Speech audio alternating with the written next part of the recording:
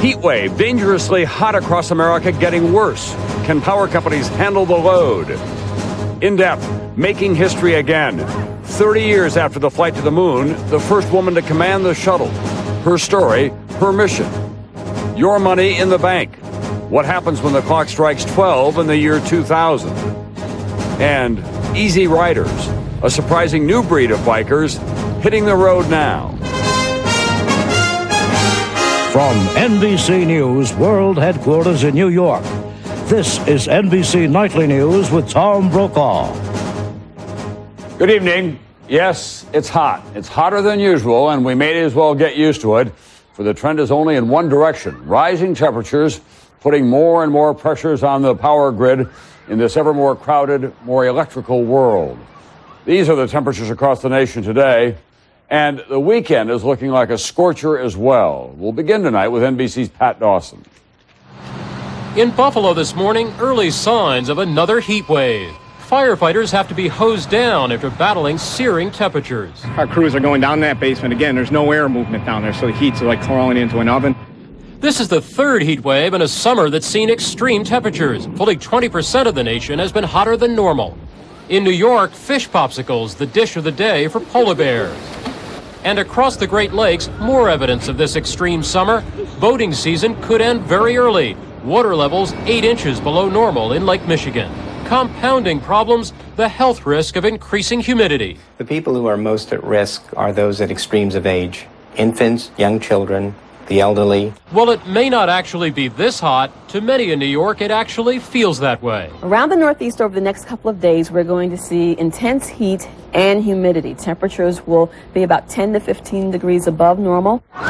Temperatures are expected to approach 100 degrees in New York this weekend. If it reaches the century mark Saturday and Sunday, that would match a record for 100-degree days in one summer, and it's only mid-July. And summer 99 isn't just uncomfortable. 80 heat-related deaths in early July across the country. About the only thing worse than living through a heat wave is living through a heat wave without power, a very sensitive topic in New York these days. New York's mayor is taking the power company to court for last week's blackout, which left thousands of people without power. This time, utility executives are laying on extra crews. When you reach record temperatures like we've had, and people's demand for electricity goes up, that does put more stress on the system. So we are always concerned during those periods of time. Stress on power and people in what so far has been a summer to remember. Pat Dawson, NBC News, New York. And if you're looking for relief at some of America's most celebrated beaches, good luck. Too many of them are seriously polluted, and there is no relief in sight. A new report out this week gives the phrase, "a day at the beach," a whole new meaning. Here's NBC's George Lewis. From sea to shining sea, an American problem that just won't go away. Polluted beaches, the water laced with disease-causing bacteria. Something has to change here. We have a right to fishable and swimmable waters, and yet we are moving farther and farther away from that goal. A new report from the Natural Resources Defense Council, an environmentalist group, shows thousands of American beaches polluted in recent years, with the number rising sharply last year to more than 7,200. Blame that on last winter's heavy El Nino storms and the runoff from storm drains which fouled beaches across the country. But the problem persists this year and in some of the unlikeliest places. This is California's world-famous Malibu Surfrider Beach, surrounded by the multi-million-dollar homes of some of the biggest names in Hollywood. And yet, local environmentalists consistently give the beach a failing grade for health problems. The reason? A polluted lagoon next to the beach, filled with runoff water from septic tanks and ranches. Malibu Surfrider Beach is an unbelievable treasure, and yet it's just been allowed to get more and more polluted over the years, and it's just a tragedy. Medical experts say people who swim in polluted waters can develop upper respiratory infections, intestinal ailments, or skin rashes. But environmentalists say not all states are careful about monitoring pollution and warning people. San Diego Congressman Brian Bilbray is sponsoring a beach bill to provide a standardized system of monitoring and alerting the public. Wherever an American goes, anywhere in America, and wants to enjoy the beach water, they'll have some level of confidence that it's safe. The congressman and environmentalists agree. A trip to the beach shouldn't result in a trip to the hospital. George Lewis, NBC News, Malibu. And when we come back 30 years after Apollo 11 lifted off of the moon, NBC News in depth tonight, a rare public appearance from Neil Armstrong, the man who took that first small step. His thoughts on the legacy. Humanity is not forever chained to this planet, and our visions go rather further than that, and our opportunities are unlimited. When men first walked on the moon, 30 years later, we'll look back in depth. And when the century turns, will your bank be ready? What you need to know to protect your money. Now, an important tool in defending yourself against heart disease and some cancers is in your hands. Because there's new news. The FDA now agrees that eating whole grain foods like Total, Wheaties, and Cheerios as part of a low-fat diet may reduce your risk of heart disease and certain cancers. Most cereals aren't whole grain, but all of these from General Mills are. Look for this seal to be sure and help defend yourself against heart disease and cancer. When arthritis pain hurts, you want relief fast. But some pills can cause stomach irritation. Rubs can have odor. Aspercream's different. Rubbing an Aspercream relieves minor arthritis pain. No stomach irritation, no odor. Aspercream. Pain relief without aspirin. Feeling down? Overwhelmed? Now, to help you lift your spirits and look on the bright side naturally, there's Quanterra Emotional Balance. I used to think all St. John's words were alike, but they're not. The extract in Quanterra was clinically proven effective by doctors. And research suggests it regulates neurotransmitters affecting emotional wellness. New Quanterra Emotional Balance. There is light at the end of the tunnel. If it's not clinically proven, it's not Quanterra.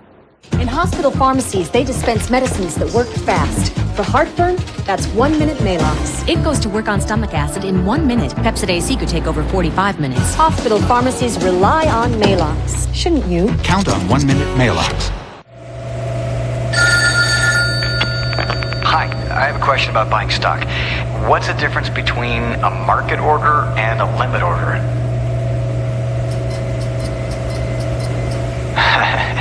Hello?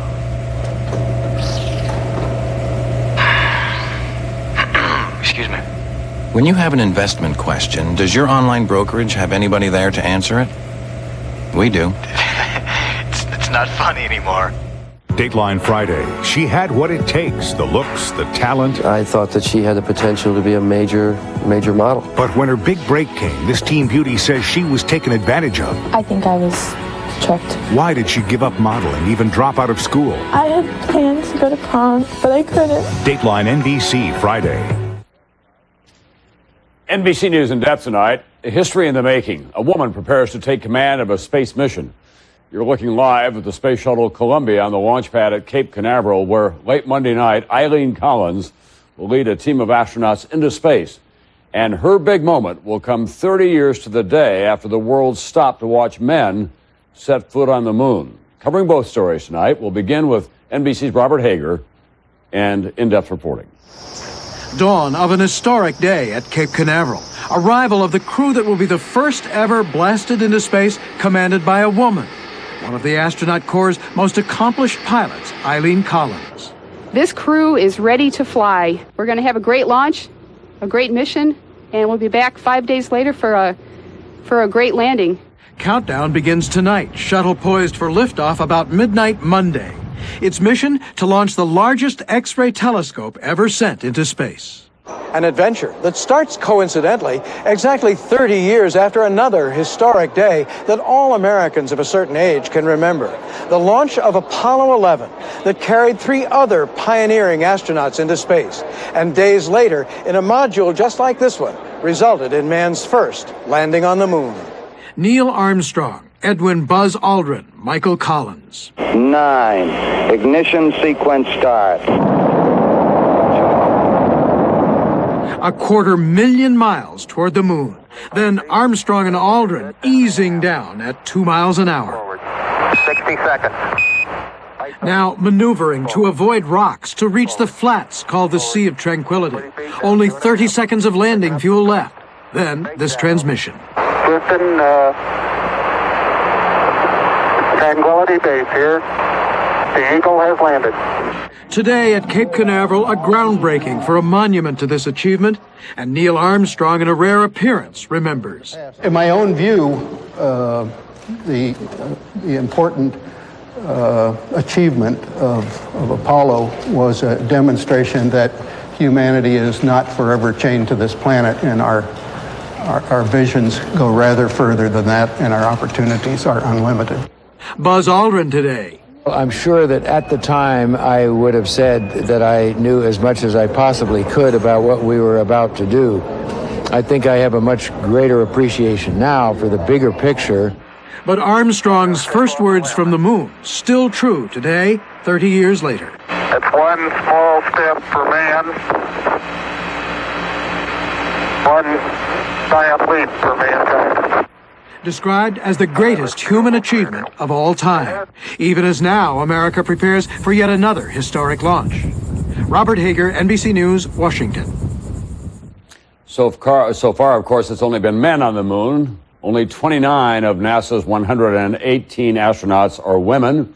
Only 3 women in the astronaut corps are pilots. Eileen Collins is one of them, but now she stands alone, the first woman to be in charge. We continue tonight's in-depth reporting. Here's NBC Frederica Whitfield. She may be the first female commander of a space shuttle, but Eileen Collins says she's always felt like one of the guys with a love for airplanes. As a child, during the summers, I'd watch the gliders fly overhead, and I always thought, someday I want to do that. A tough little girl growing up in public housing in Elmira, New York, she had one dream. My family didn't have the money to give me flying lessons as a child, so I had to wait till I was 16 and got a job, saved up some money. Saved $1,000, and at age 19 spent it all on her first flying lessons. She was hooked, but wanted to go faster and higher to do what seemed impossible for a girl. I didn't really have women astronaut role models to look up to because back in those days, only men were astronauts. With determination and good grades in math and science, she won an ROTC college scholarship. Later, she joined the Air Force and learned to fly 30 different planes. But that still wasn't enough. Engines up and running. 3. She wanted to join one of the most exclusive clubs in aerospace, pilot a shuttle. In 1995, mission accomplished, the first woman pilot, and then again 2 years later. Altogether, 17 days in space, 274 orbits of Earth, nearly 7 million miles. Now, another first, a shuttle commander. The 42-year-old colonel, once again, the main attraction of her flight. Not the best woman for the job, but simply the best person. I'm setting a precedent for women to follow. And with that in mind, I obviously want to do the best job that I can. Not an easy job. As a pioneer, a role model, wife, and mother. Between her space flights and her husband's commercial flights as a pilot, the two raised 3-year-old Bridget, who also wants to fly one day. She must be an astronaut now, and yesterday she asked me if I had ever been to the moon. I said, no, I haven't been to the moon, but someday you can go to the moon. Collins' parents inspired her to reach for her dreams. Her mission now, to help lift the next generation even higher. Frederica Whitfield, NBC News, Houston. And one of Congress's most passionate advocates of space exploration has died. California Congressman George Brown was serving in his 18th term in Congress when he died overnight. Brown, who was 79, was also the oldest member of the House and a passionate opponent of Vietnam, used his powerful position on the Science Committee to support the space program. Up next, your money. What will happen at the ATM in just a few months when Y2K hits? And 9 to 5, they're doctors, lawyers, and professionals, white-collar grown-ups, but after hours, born to be wild. I hope I never lost the kid in me, and motorcycling is in line with having fun like a kid. The new breed of bikers, the people next door. It's time. Time for your heartburn to kick in because your heartburn relief gave out. It happens 2 or more days a week, even though you've treated it and changed your diet. That frequent, persistent heartburn may be due to acid reflux disease, potentially serious. It's Prilosec time. Time to see your doctor about prescription Prilosec. Your results may vary, but for many people, Prilosec provides 24 hours of complete heartburn relief with one daily dose. Ask your doctor for more information about Prilosec and if it's right for you. The most common side effects are headache, diarrhea, and abdominal pain. 24 hours of complete heartburn relief is possible. It's Prilosec time. You better believe a pain like this from a store like this will go on like this, live on like this, and look like this, give you pride like this, 'cause it's true. The Great Paint event is on at True Value. Now's the time to save on everything you need. But hurry, the event ends August 1st. The Great Paint event, only at True Value. Great paint, great store. Itchy allergic rash? The dermatologist I work for recommends Cordate. It stops the itch and helps heal the rash to restore your skin. There's no brand doctors recommend more. In fact, doctors recommend Cordate more than 4-to-1 over Cortisone 10. Cordate, restore your skin.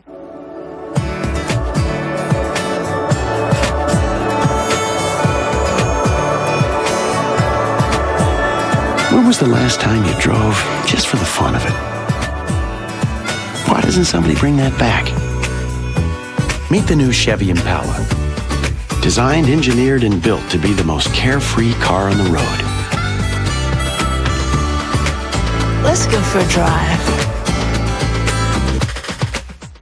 Okay, ladies, let's bag. Did you ever have to make up your mind How come you got the hefty one zip? to pick up on one and leave the other behind? Drop the bag. It's not often easy and not often kind.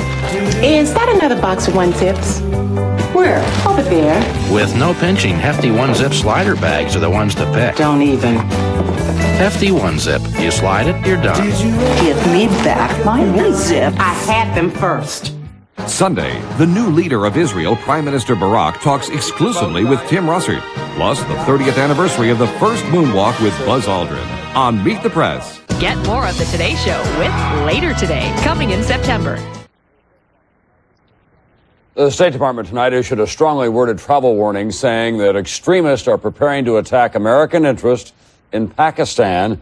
Americans should not go to Pakistan, and those who are there should be very careful, according to the State Department. This warning didn't say who might carry out that attack, but at the same time, intelligence officials are telling NBC News it may be the terrorist Osama bin Laden.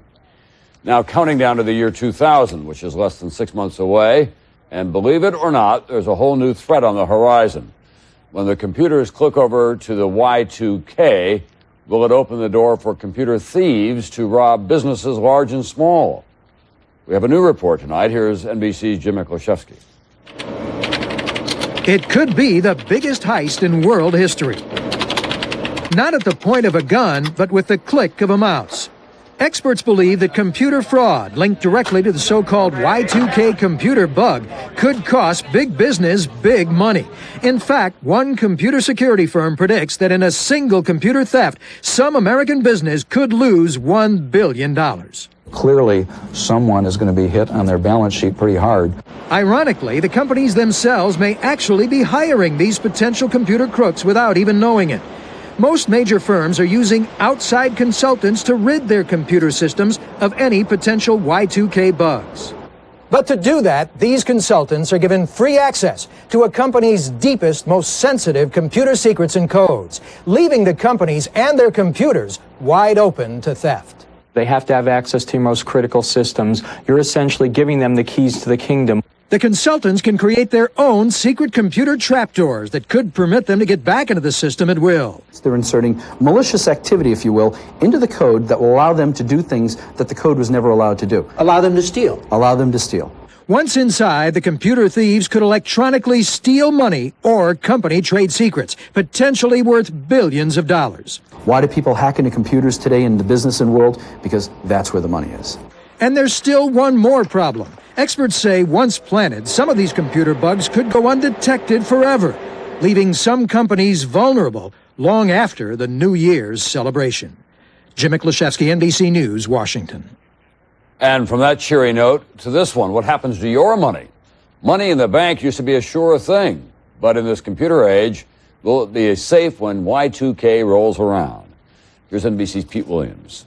Because you're going to need... As many Americans stockpile food and other supplies, worried about Y2K, some are now starting to stash something else, money. Never used to keep any money outside of a bank. They fear that their banks could be paralyzed if the Y2K bug shuts down financial computers. In fact, nearly 1/3 of bank customers say they'll withdraw a large amount of cash before the end of the year, even though almost half say their biggest concern is that other people will panic and take out all their money. But the federal government says don't worry. For months, examiners have inspected every federally insured bank in the country, making certain computers can recognize dates in the year 2000 and keep on working.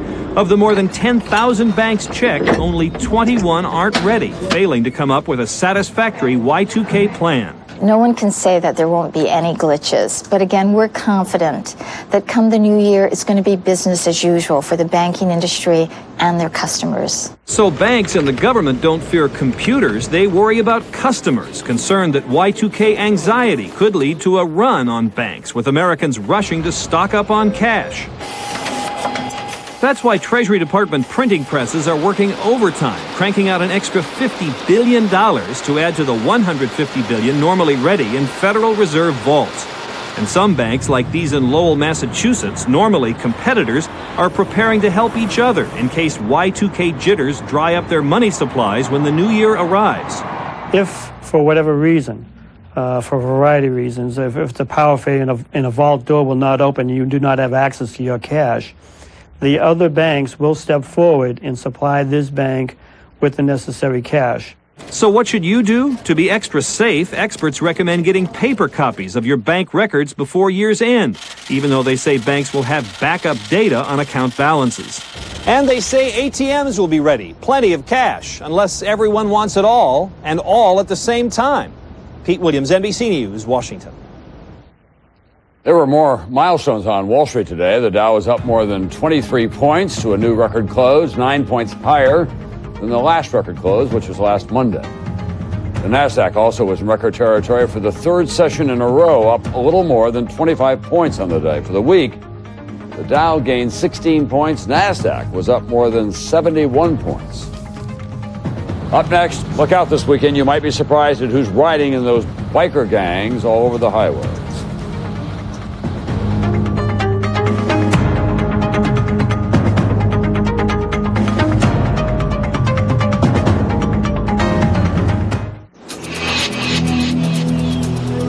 There are a whole lot of cereals that don't have a whole lot of whole grain. Of these leading cereals, only one is made with 100% whole grain, only Wheaties. So only Wheaties gives you 100% whole grain nutrition. Maybe that's why only Wheaties has Tiger Woods. Whole grain makes the difference. And 100% whole grain makes it Wheaties. Summer. Time to get busy with Red Lobster's 30 shrimp dinner for $9.99. 2 choices, 30 shrimp, $9.99. Escape to Red Lobster. Where will you be when your grandson gets his first taste of the ocean? When man walks on Mars? When your children want to discover their heritage? Life is filled with moments you don't want to miss. That's why if you have high cholesterol and heart disease, you should know about Zocor. Zocor is proven to help save lives by reducing the risk of a heart attack. So where will you be tomorrow? That could depend on what you do today. When diet and exercise aren't enough, talk to your doctor about adding Zocor. Zocor is a prescription medication and is not right for everyone, including women who are nursing, pregnant, or may become pregnant, or people with liver problems. Your doctor may do blood tests to check for liver problems, because serious side effects can result. Tell your doctor about any muscle pain or weakness you experience while on Zocor, and about any medicines you are taking. For more information, talk to your doctor or call. Zocor, it's your future. Be there. Out here, am I supposed to say, slow down, I'm constipated? I don't think so. So I rely on doctor-recommended Metamucil. Works with my body, gently, which is important to a sensitive guy like myself. We're gonna change your mind about coloring your gray with the natural look of Just for Men. You look so natural, no one can tell with Just for Men. go with Just for Men. Just for Men penetrates hair deep inside where natural color begins. Simply apply, and in 5 minutes, rinse. Gray is gone, matched up to the rest of your hair. You look so natural, no one can tell with Just for Men. Just ahead at 6, a Metro cop quit his job to catch his daughter's killer, but now an appeals court has overturned the conviction. Jamie Marable's parents speak out at 6. And the mess left behind by an absentee homeowner has one neighborhood up in arms. It's a story you'll see only on Channel 4 News. Stay with us. The Scene at 6 is next. For a long time in this country, the idea of a motorcycle gang was a pretty fixed image. Greasy hair, tattoos, black leather, and probably a prison record or two. Well, no longer. Biker gangs now come in all colors, shapes, and surprising backgrounds. Our Roger O'Neill, a Harley man himself, has more to know. It's a big city, pressure-packed, high-finance world for tax lawyer Colin Harley. We'll be able to close on Monday. That's how he makes money. He spends it on chrome, leather, and two wheels. Not one, but 7 motorcycles. Spare time reserved for the loneliness of the road to relieve the stress of the week. You see everything, you smell everything. It's the ultimate convertible. I hope I never lost the kid in me, and motorcycling is in line with having fun like a kid. Big, shiny motorcycles, the new toy for corporate executives. The research says that they are looking for escape or freedom. Beverly St. Clair tracks who's riding for the Motorcycle Industry Council, a trade group. He's not the Hollywood bad boy image that existed. He's the guy next door.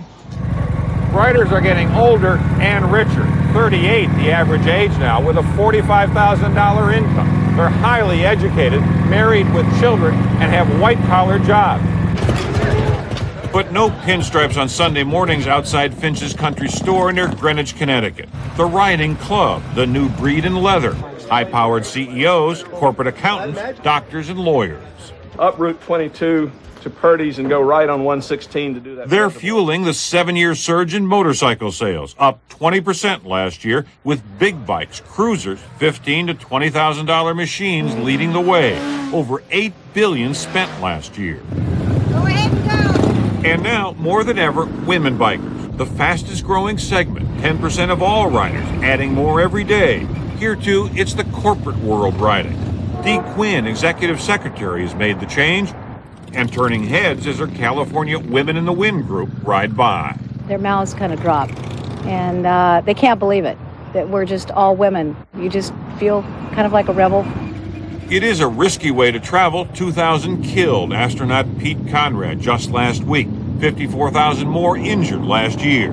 But most executives take the danger in stride, even if their wives don't. You don't share your husband's passion for motorcycling. Why not? No, I don't. Well, number one, I'm an absolute chicken. I'm afraid of the merry-go-round, so getting on the back of a bike is just too much for me. But you want to have his insurance paid. Absolutely. These corporate leaders say in their world of cutthroat competition and hostile takeovers, it's exhilarating to feel the wind in your face, to experience freedom of the road. Roger O'Neill, NBC News, Greenwich, Connecticut. And yes, we noticed that Roger was riding without his helmet. For that, we'll send him to bed without his supper. That's Nightly News for Friday. Don't forget Dateline tonight at 9. I'm Tom Brokaw. I'll see you again on Monday.